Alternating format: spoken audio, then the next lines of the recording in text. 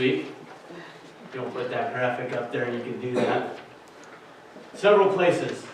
The Washington Post, the New York Times. You see it?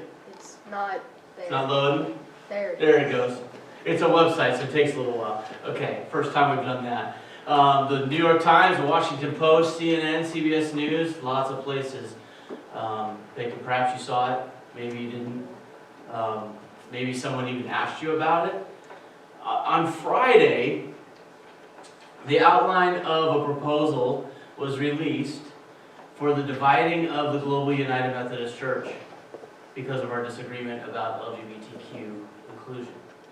Now basically, the church that we are a part of will split into 2 or 3 or maybe even 4 denominations. We don't know yet. As I see it right now, the 2 main expressions of of Methodists will be more traditionalist denomination, and that one's yet to be named.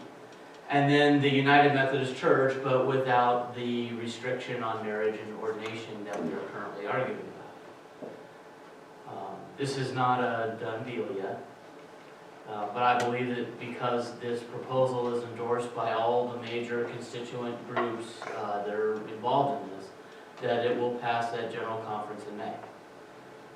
And what happens after that, not clear yet, because anything can happen at General Conference. What we've been told so far is that each annual conference will have to make a decision about which expression of Methodism they will align with. And they will decide this by voting on whether or not to have a vote. I know that sounds kind of weird, right? But that's the thing. We first vote on whether or not we're even going to take a vote. And so if 20% of the people elected to the annual conference in June support a vote on separation, then the vote will be taken. And if that vote is taken, then it will require a 57% majority to disaffiliate. And if no vote is taken, or if that threshold is not met, then the annual conference will remain with the post-separation United Methodist Church, wherever that looks like. Now at that point, each local congregation will also have to decide whether they will follow the decision of their annual conference. So if our conference decides to leave, then we will get to decide whether we should leave with them or stay. And if our conference decides to stay, then we will decide whether or not we're going to stay with them or leave, even though they're staying. And that will likely happen about 12 to 18 months from now. So we'll have a clearer picture by that point. Now, how will this turn out? I don't know. Here's what I can speculate, though. And I have a pretty good idea of this because of these numbers. At the last annual conference in June, there was a vote taken on whether or not Iowa would support the plan that was passed last February, which is the big thing that we've been arguing about. It's called the traditional plan. And 67% of the people voting that day voted against the traditional plan that was passed last February.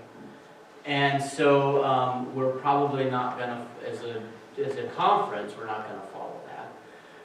And the delegation that was voted in to represent us at General Conference this year was overwhelmingly progressive and identify against that traditional plan. So this leads me to believe that the Iowa Annual Conference will remain in the United Methodist Church. And I also know that many local congregations across Iowa will choose to leave and affiliate with the traditionalist group. So the denomination will look different. And we'll have some decisions to make once we see what the landscape looks like. But I know this, I know that God remains, and I know that we remain, and our work remains, and our worship this morning is both needed and real. Where do we go from here? Well, I invite further conversation. my door is always open. And I will be honest and vulnerable with you. And I ask the same of you. And together, we will be church. We will be church. So let's worship together this morning. Would you stand and join me in our opening hymn?